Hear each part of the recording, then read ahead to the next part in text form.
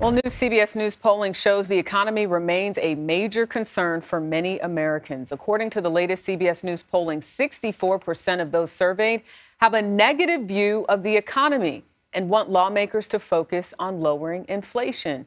CBS News Executive Director of Elections and Surveys, Anthony Salvanto, is here with us in Studio 57 to talk more about this polling. If you could just break down for us what Americans are feeling when it comes to the economy. We always talk about it because it affects us all, but what's the feeling right now? It's great to see you. Good morning. Look, the numbers you said at the top, you're right. It's not good. It hasn't been good for a while in their view. But if we look at it from before the campaign started, when there was so much rhetoric about the economy, it's better now, at least in their minds. So it's gone up. Not yet good, but it's gone up. And one of the things we talk about is, how do people process the economy when they respond to how it's going? It's a mixture of things. So let's look at what they're optimistic and pessimistic about. Now, the stock market has taken some hits over the last year, obviously, right? So there's a lot of pessimism about that. About the direction of the economy, you still get a majority pessimistic. But this was what really stands out. It's that inflation component. It's that cost of goods and services.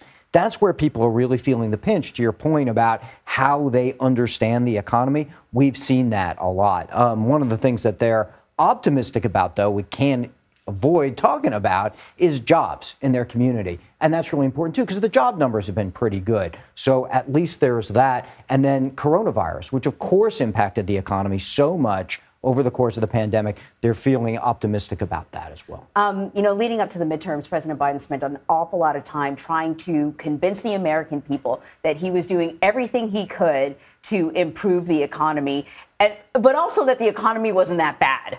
And I'm not sure if Americans were really buying it. I'm wondering just how this is impacting how they feel about the president. Yeah, his approval rating is kind of trading in a range. It's in that mid-low 40s, where it has been. It's 44% right now. One of the things I think is really important, I'll show you that. That's where his approval rating is. But he still gets net negative views on handling inflation and handling the economy. And a president gets that because people sort of reason from results, right? If they don't think the economy is great, the president's built into some of the criticism for that. But the other thing is, going forward, when you look at, well, what do they want Congress to really focus on, right? High priority. I'm going to bring up that slide.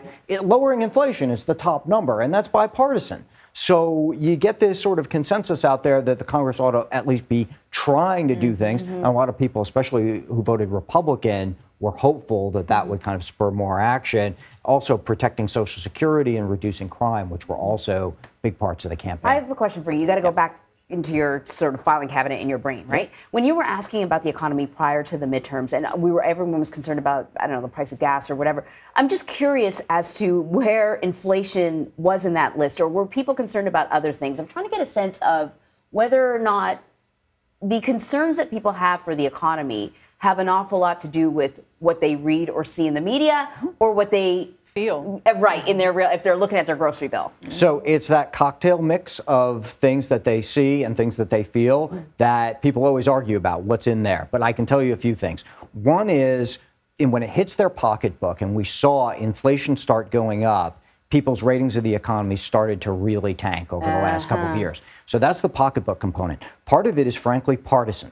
And you will see, as administrations change, partisans reverse their views on the economy. So when President Trump took over, back when he took over in 2017, Republicans suddenly thought the economy got better. And when Joe Biden took over, Democrats suddenly rated the economy better. So look, if you unpack that as a bit of rational thought, it's, well, they're optimistic more, right? They figure our person is in charge, therefore better things will start happening. And that optimism-pessimism component is built in there. It's not just what people think now, but it's also where they think going forward. And finally, it is what they see and hear. You can pick, right? You've got the jobs report or you've got the inflation report. It's sort of pick your adventure about where you think the economy is going. So sometimes that news filter, and sometimes what they want to see. Yeah, that's so true, especially now. There's so many inputs, so many ways to determine what the economy looks like. And this poll coming hot off the presses, because you just wrapped it up January 4th, January 6th. We try. You guys hard at work. Thank you, Anthony. Thank you.